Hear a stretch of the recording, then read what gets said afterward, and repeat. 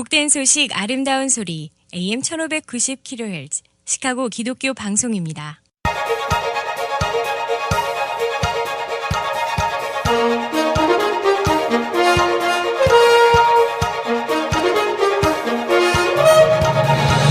김정일 해설위원의 시사 해설. 세상을 넓게 봅니다. 삶의 지평이 넓어집니다.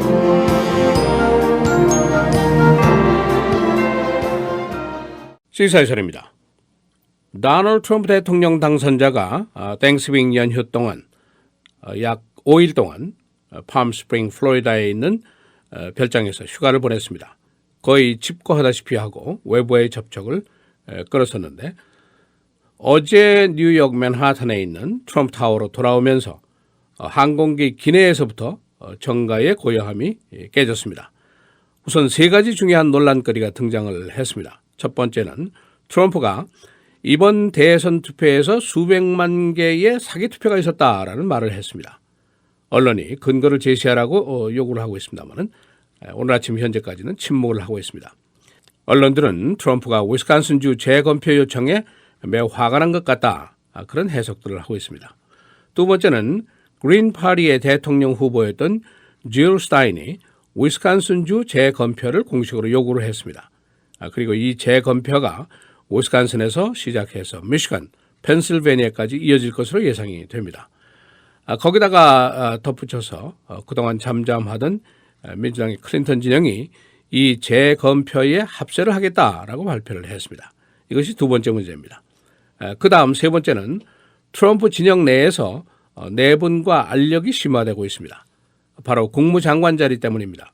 밀 람니냐 아니면은 루디 줄리안이냐, 이 두 사람을 놓고 벌어지는 알력인데 트럼프 진영의 수석 보좌관이 어제 텔레비전 시사 프로그램에 나와서 과연 그자가, 즉 밀 람니가 트럼프에게 투표를 했는지조차도 모르겠다고 쏘아붙이는 사태가 빚어졌습니다. 그래서 오늘은 땡스기빙 데이 후에 다시 활짝 기지개를 펴고 있는 정가의 모습을 잠시 종합해 보겠습니다. 먼저 트럼프의 사기 투표 발언입니다. 트럼프가 어제 아침 7시 19분부터 트윗을 하기 시작했는데 연속적으로 클린턴 공격하는 내용을 올렸습니다. 그 요지는 내가 투표 숫자에서도 이겼을 것이다. 만일 수백만 표의 사기 투표가 없었다면, 이런 전제를 붙이고 있습니다. 다시 말하면 이번 투표에 수백만 표의 사기 투표가 있었다, 그런 말입니다. 근거가 뭐냐? 언론 쪽에서 근거를 제시해달라고 요청을 했지만은 이 시간 현재까지는 트럼프 진영이 침묵을 하고 있습니다. 그의 이 발언 뒤에는 분노가 있었던 것이 아니냐, 언론들이 그런 해석을 하고 있습니다. 우선 트럼프가 클린턴에게 선거인단 숫자에서 승리를 해서 궁극적으로 선거에 승리를 했습니다마는 검표를 해보니까 클린턴의 득표가 6,400만 표, 트럼프보다 무려 200만 표나 더 많이 받았습니다. 당연히 트럼프의 기분이 별로였겠죠. 게다가 질 스타인이 위스콘신 재검표 요구까지 정식으로, 또 이것이 미시간, 펜실베니아까지 확대될 것이다, 그런 얘기가 나오고 있습니다. 그러니까 클린턴 진영에서는 초장에 이 문제에 대해서 잠잠했습니다마는 어제는 위스콘신 재검표에 우리도 참여를 하겠습니다라고 발표를 했습니다. 트럼프로서는 또 한 번 기분이 고약해지는 순간이었을 겁니다. 바로 트럼프 자신이 토론회 당시에 선거 결과에 승복을 하겠느냐 하는 질문에 대해서 내가 지면은 클린턴 그대를 당선인으로 놔두지 않겠다, 서스펜스로 놔두겠다, 그 얘기는 다시 말하면 잠정 미결정 케이스로 놔둘 거야, 그런 위협을 가했었습니다. 그 다음에 며칠 지나서 승복을 하겠다 하고 얘기를 하면서 그러나 if I win 이라는 단서를 붙였습니다. 지금 그의 입장이 정반대가 됐습니다. 화가 난 김에 수백만 표의 사기표가 있었다 하고 엉뚱한 주장을 했습니다마는 아직은 근거를 제시하지 못하고 있습니다. 정작 문제는 또 트럼프의 성미 문제입니다. 그가 후보 시절이나 당선자 시절이나 언어 형태가 전혀 변하지 않고 있는데 대통령이 되고도 저러면 어쩌나, 그런 걱정이 커지고 있습니다. 두 번째는 그린 파티의 재검표 요구입니다. 쉽게 이해가 좀 어렵습니다만은 질 스타인 후보가 최하위 득표자였습니다. 그러나 그녀의 주장은 잘못된 투표 사례를 바로 잡겠다. 이것이 명분입니다. 이미 $500만 달러의 경비 모금에 나서고 있습니다. 또 여기에다가 민주당이 우리도 참여를 하겠다 하고 발표를 했는데 민주당 쪽의 명분은 뭐냐? 내부적으로는 재검표를 해봐도 선거 결과를 뒤엎을 만한 기대는 별로 없습니다. 그러나 명분은 확실합니다. 수백만 명의 클린턴 지지표에 대한 의무감이 있다. 따라서 조사에 동참을 하겠다. 이 정도의 얘기를 하고 있습니다. 3개주 위스콘신, 미시간, 펜실베니아 모두 합해서 클린턴과 트럼프의 표 차이가 10만 표입니다. 위스콘신에서 트럼프가 2만 2천 표를 이겼고 미시간에서는 1만 표로 이겼습니다. 펜실베니아 7만 표 차이였습니다. 그러나 투표 선거인단 수에는 46석이나 됩니다. 그러니까 만일 재검표 결과가 뒤바뀌게 되면 46표가 클린턴 쪽으로 가게 되고 트럼프 쪽에서 빠져나오게 됩니다. 그렇게 되면 승리가 뒤바뀔 수도 있습니다. 트럼프의 반응, 사기극이다 하는 비난을 하고 있습니다. 트럼프는 선거 전 후반기 여론조사에서 뒤처지고 있을 때 선거 제도가 부정이다, 부패다 하는 주장을 거듭했었습니다. 그러나 의외로 당선이 된 이후에는 선거 제도는 공정했다라고 또 주장을 했습니다.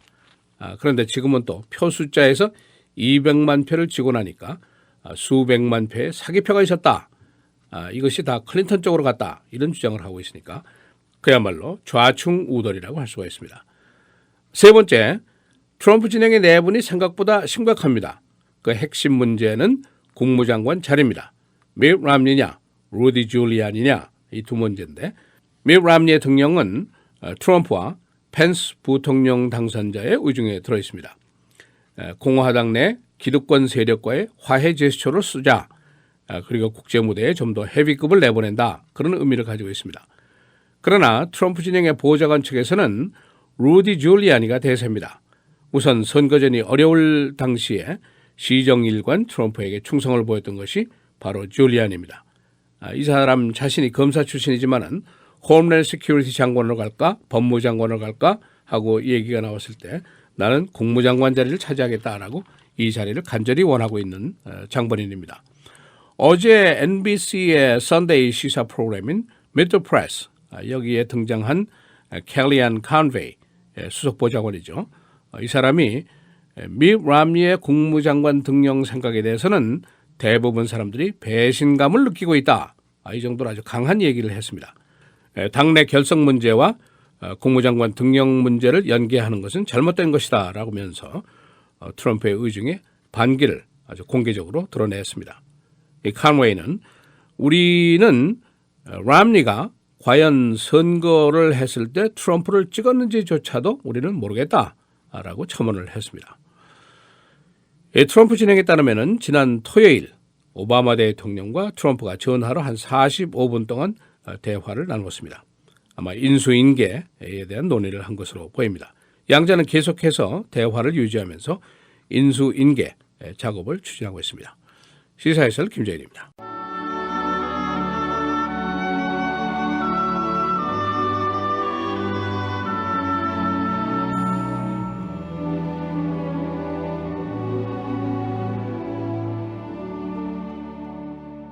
내가 어찌하여 내 형제를 비판하느냐? 어찌하여 내 형제를 업신여기느냐? 우리가 다 하나님의 심판대 앞에 서리라.